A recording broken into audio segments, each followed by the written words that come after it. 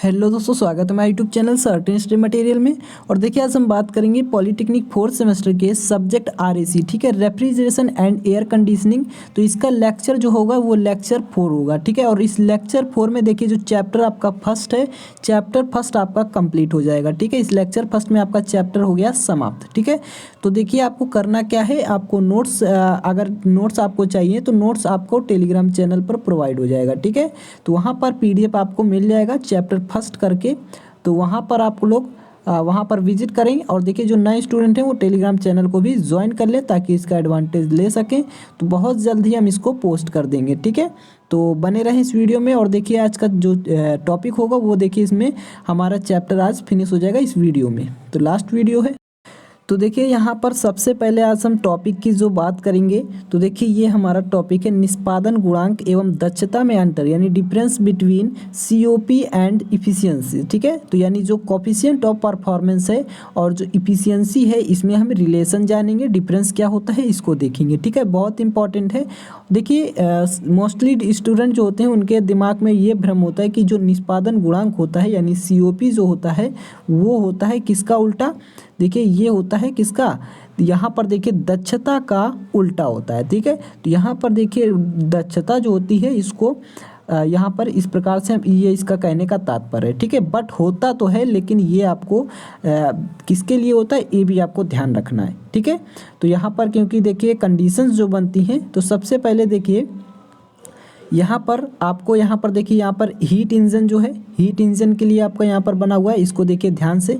तो एक हमारा हीट इंजन है, तो हमने T1 जो टेम्परेचर इसका T1 से कहाँ गया, ये T2 टेम्परेचर हो गया। और यहाँ तक यहाँ से देखिए जो T2 यानी जो हमारा जो मतलब जो अपर टेम्परेचर है वो हमारा कहाँ आ रहा है, लोअर टेम्परेचर में, ठीक है। तो लोअर टेम्परेचर से यहाँ पर देखिए जो वर्क होगा, यहाँ पर देखिए वर्क जो हमारा हीट एनर्जी का जो वर्क होगा, तो यहाँ पर देखिए WE हो गया, इसको रिप्रेजेंट किया। और यहाँ पर देखिए जो उष्मा आ रही है वो Q2 आ रही है, ठीक है। और यहाँ से इसलिए हमारा जो हीट इंजन ऑफ वर्क होगा वो हमारा Q2 माइनस Q1 हो गया। क्या हो गया, वर्क जो हमारा है वो Q2 माइनस Q1 हो गया। तो ध्यान से देखिए।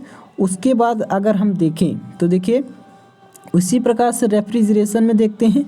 तो रेफ्रिजरेशन के लिए हमारा देखते हैं यहाँ पर देखिए जो हमारा लोअर टेम्परेचर अपर टेम्परेचर जा रहा है, ठीक है। यहाँ पर देखिए ये इसका एरो का निशान है, यहाँ पर देखिए। तो Q1 से Q2 यहाँ पर जो हीट है वो हो गया। उसके बाद यहाँ से देखिए Q2 equal to Q1 plus WR हो गया। WR क्या है, रेफ्रिजरेशन ऑफ वर्क, यानी वर्क ऑफ रेफ्रिजरेशन। तो यहाँ से जब हम WR निकालेंगे तो क्या हो जाएगा, Q2 माइनस Q1, ठीक है, Q2 माइनस Q1। तो ये भी इसका वर्क हो गया। इसी प्रकार से जो इसका वर्क निकलेगा किसका, तो ये हमारा हीट पंप का, P का मतलब पंप। तो यहाँ पर देखिए हीट पंप का वर्क जो निकला, यहाँ से निकालेंगे वर्क तो ये भी Q2 माइनस Q1 ही हो जाएगा। तो Q2 माइनस Q1, ठीक है।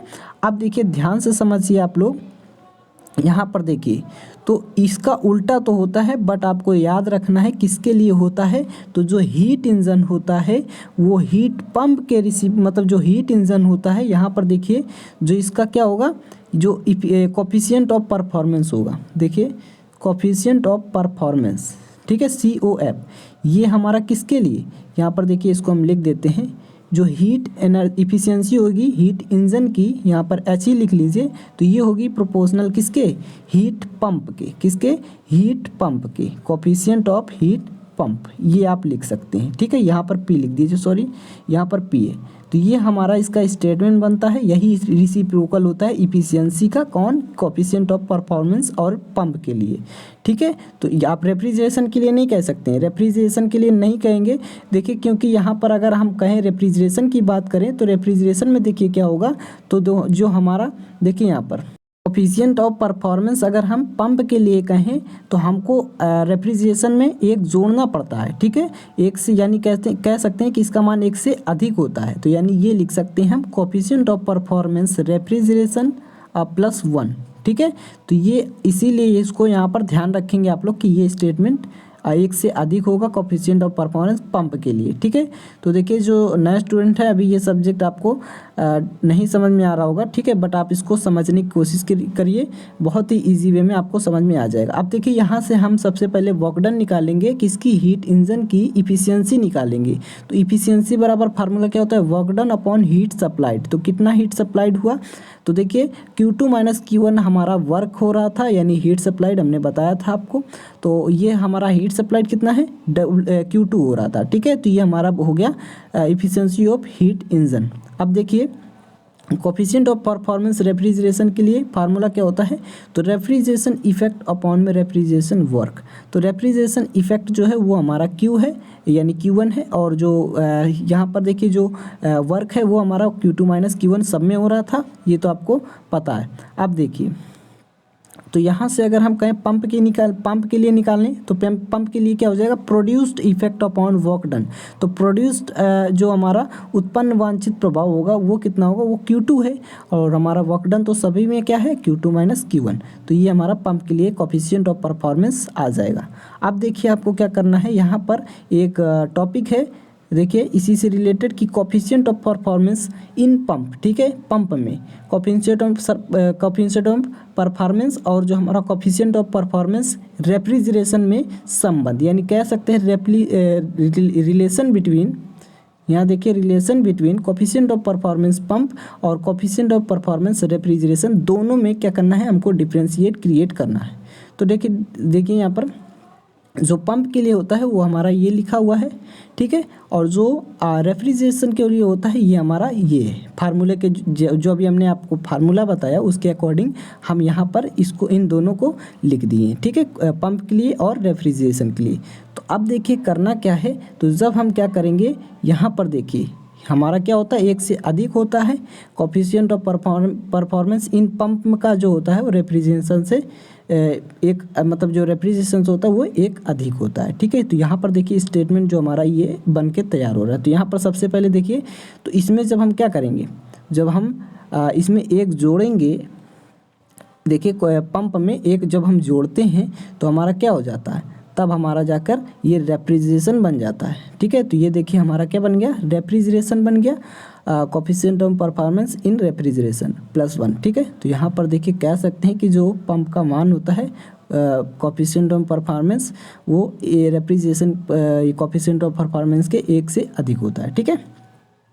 अब देखिए रेफ्रिजरेशन की विधि, यानी अगर हम बात करें मेथड्स ऑफ रेफ्रिजरेशन, क्योंकि कभी कभार आपको एग्जाम में भी मिल जाता है कि मेथड्स लिखने को आ जाता है, ठीक है। तो 5 मार्क्स को आप में मतलब 5 मार्क्स में आपको दे देगा, ठीक है। तो आपको पॉइंट वाइज यहाँ पर लिख देना है। तो सबसे पहले अगर हम बात करें तो यहाँ पर देखिए रेफ्रिजरेशन की मुख्य निम्न विधियाँ हैं। जैसे अगर हम बात करें फर्स्ट देखिए जो फर्स्ट है वो आइस रेफ्रिजरेशन है, ठीक है, बर्फ रेफ्रिजरेशन।